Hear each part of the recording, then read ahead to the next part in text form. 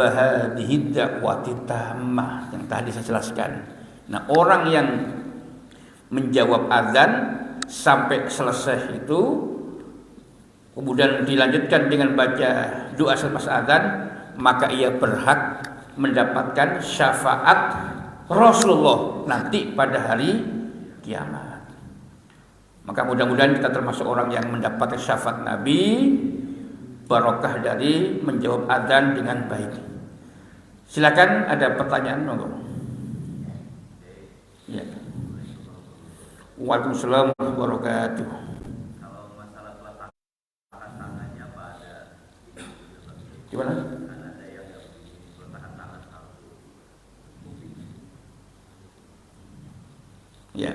Ada yang dua tangan, ada yang nggak sama sekali. Ya. Jadi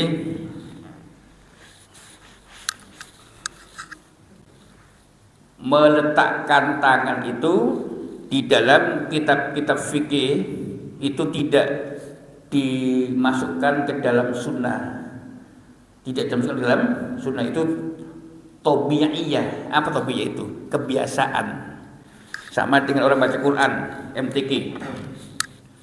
Ketika nada dasar, a'udzubillahi minasyaitonir rajim, enggak begini. Bismillahirrahmanirrahim, masih datar.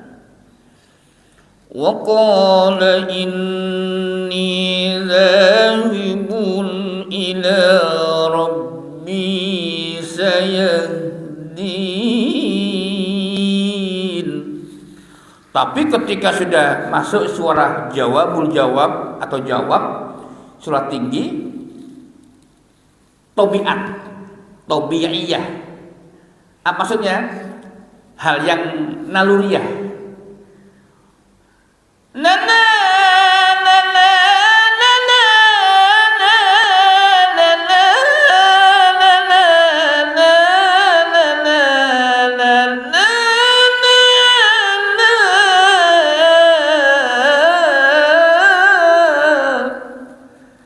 itu menambah kekuatan, Pak. Gitu. Sama, kalau azan kan emang langsung tinggi kan? Nggak ada azan pakai suara koror. Azan, Allahu Akbar, Allahu Akbar, Allahu Akbar, Allahu Akbar. Terus, asyhadu an la ilaha illallah, asyhadu an la. Enggak. Azan kan langsung suara jawabul jawab. Minimal suara jawab. Allahu Akbar, Allahu Akbar. Boleh begini, boleh juga enggak sama sekali. Tapi tabi'iyah, karena tinggi suara itu menambah apa? Kekuatan dan motivasi. Gitu ya. Jadi tidak disebut oleh para ulama fikih sebagai sunnah atau bid'ah. Itu tabi'iyah. Sama dengan ketika mahalul qiyam atau ketika orang nyanyi gitu ya. Ya lal watan, ya lal watan, ya lal watan. Itu tabi'iyah itu. Sama dengan ketika orang Arab Yaman ketika baca syair gitu yang disebut jafen gitu ya, pada kufli babi gitu. Jadi umumnya jalan-jalan kan nggak enak ini ya, ada yang begitu macam-macam gitu. Jadi kalau ada pernikahan di Jazirah Arab itu apakah di Saudi, tapi bukan goyang kayak dangdut enggak. Jadi gini, Pak. Fadakufli babi. Ada ini. Bukan begini, bukan enggak goyang. Dan mereka menggunakan pakai gamis gitu. Siapa yang Ustaz kita di sini yang sedang di Yaman? Nah, Ustaz Agus tahu itu. Di Yaman tempatnya begitu. Makanya tempatnya kalau ada apa? Ada walimatul arus pakai rebana. Itu tobi'iyah. Sama dengan orang baca Quran. Tapi ketika jadi imam, jangan khawatir gerakan. Tapi kan imam kan datar. Kalau imam. Tapi kalau qori itu kan duduk begini kalau perempuan. Laki-laki kan silah ya. Nah, ketika suara koror, nawa, jawab, enggak. Jadi contoh.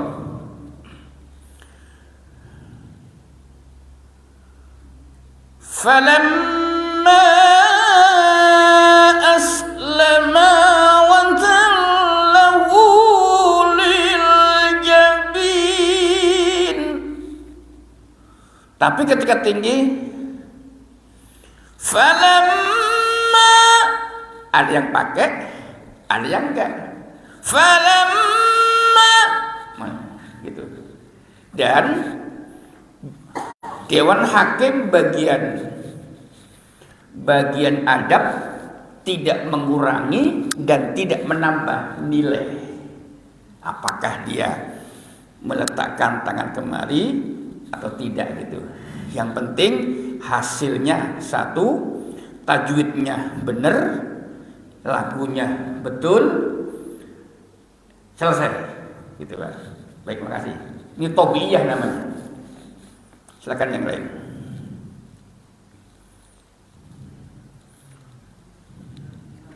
Namun, Waalaikumsalam warahmatullahi wabarakatuh.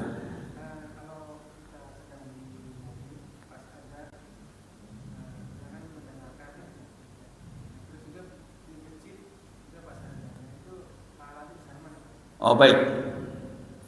Jadi yang kita jawab satu, yang suaranya paling jelas di antara adzan-adzan itu akan terasa di kampung saya, Pak.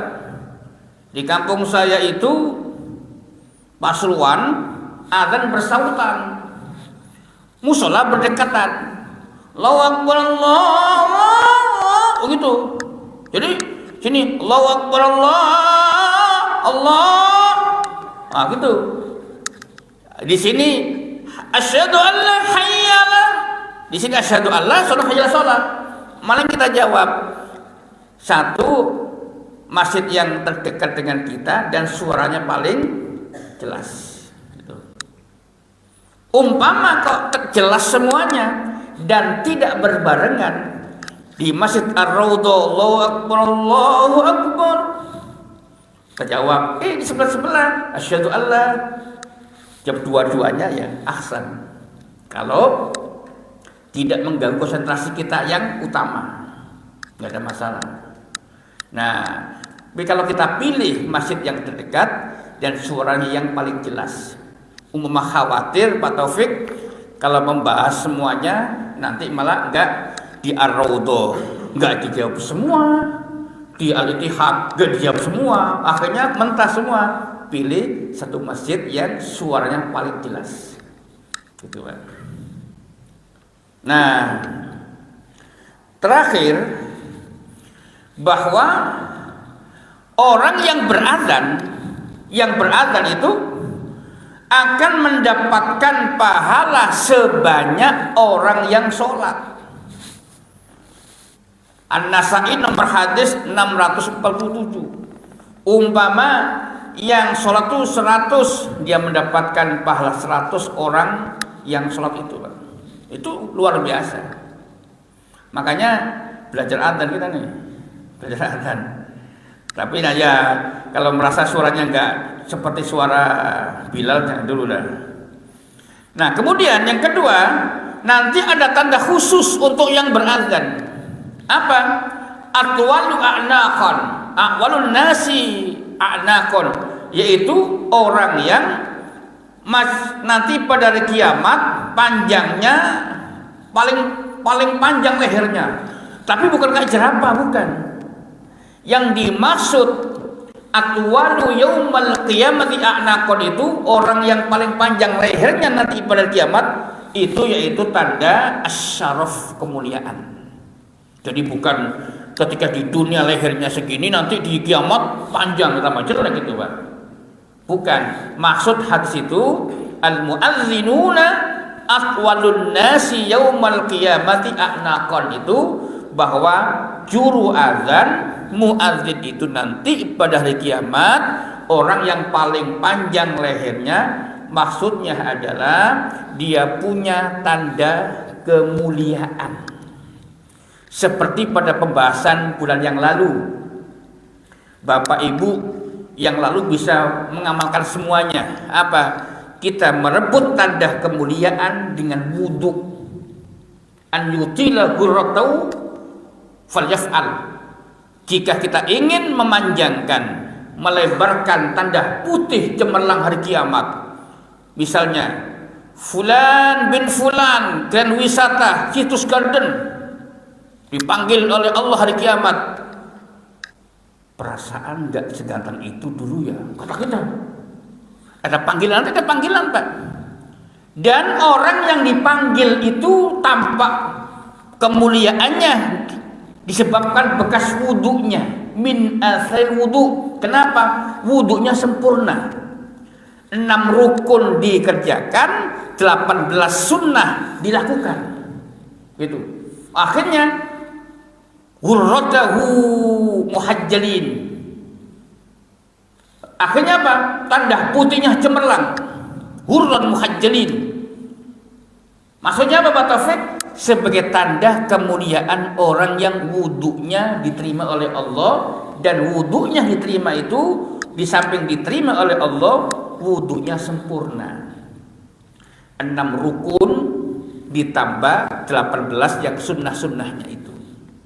Nah, siapa orang yang ingin memanjangkan, melebarkan tanda mulia berupa ghurran muhajjalin, kata Nabi, falyaf'al, kerjakan.